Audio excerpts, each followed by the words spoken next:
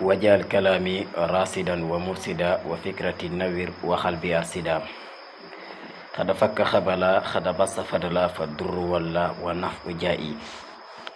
mbokk yi maa ngi leen di nuyu bu baax te di leen ziyaara te di leen ñaanal jàmm ju sax dàkk te di leen wax ngeen woy di abonné tey partage vidéo yi tey laal j'aime. bu ngeen bëggee ñu ñëwal leen ci secret mën ngeen koo jaaree ci commentaire yi insha allahu rabbi, waaye dee leen laal j'aime bi bu baax a baax.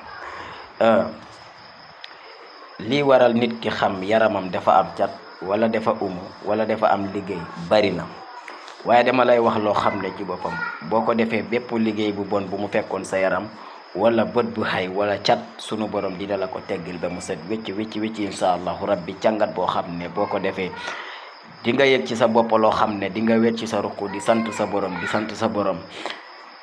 sant goo xam ne kenn mënu ko natable. waaw, ndax yëg ci sa yaram oyof, yëg ci sa yaram jàmm, yëg ci sa yaram wér insha allahu rabbi.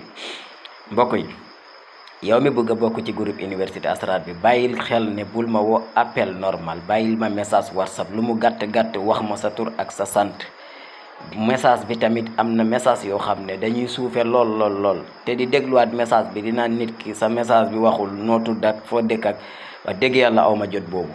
su ma leen ne bàyyi leen ma seen tur ak seen sant gratuit wax dëgg yàlla loolu kay yomb na.